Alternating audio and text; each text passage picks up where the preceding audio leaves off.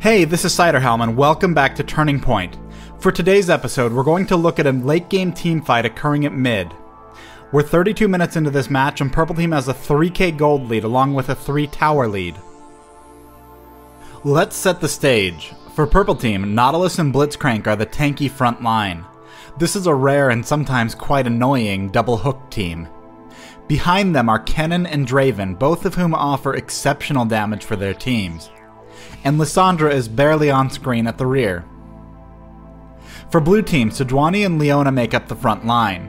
Katarina is going to wait and position for an opportunity to dive in.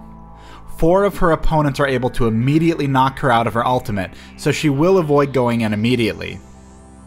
Off screen are Kha'Zix and Caitlyn. With Kha'Zix and Katarina, Blue Team is running double assassins, which often means it's critical to knock out vulnerable players to help snowball a team fight. Sejuani has landed her ultimate way behind the front line, applying a massive slow to Kennen and Lissandra. Kennen is by far the biggest threat from Purple Team, so this is a very dangerous start to this fight. Right before this, Sejuani had moved to position herself for this shot.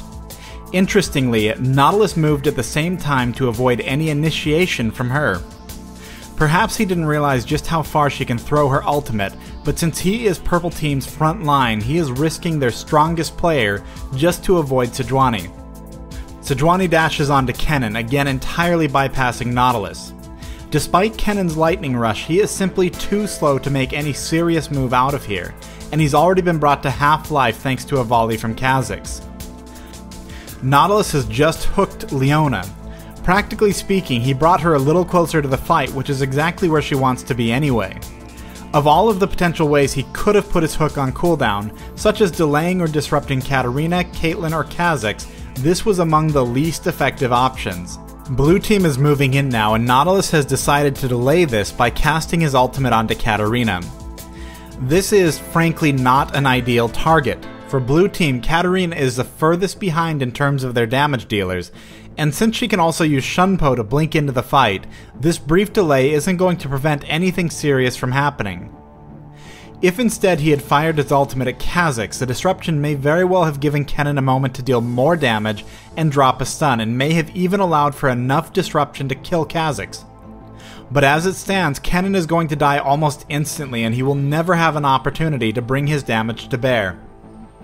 Blitzcrank hooks Sejuani out of this fight, allowing her a clean escape at low health. The moment Katarina blinked in and began channeling her ultimate, Lissandra stuns her, completely negating her presence in the fight.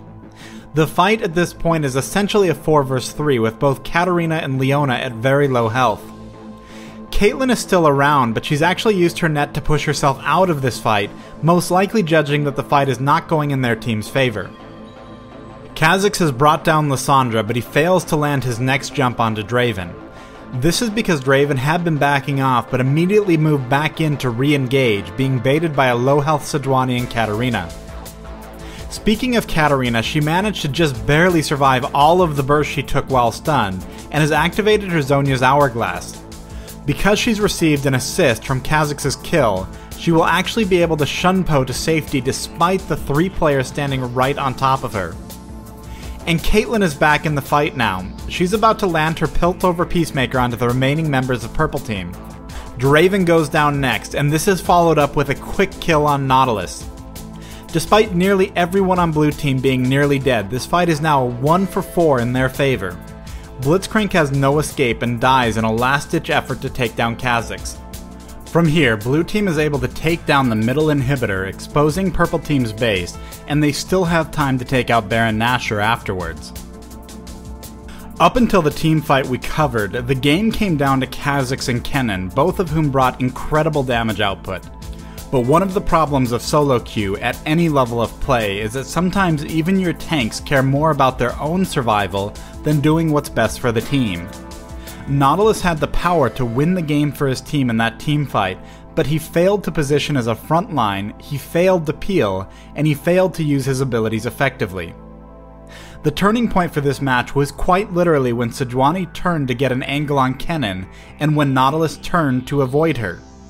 She pulled off an amazing initiation, and then made a high-risk play by coming back in to bait Purple Team at extremely low health. Fortune favors the bold. Thanks for watching this week's episode of Turning Point. Let me know in the comments below how Purple Team could have won this match.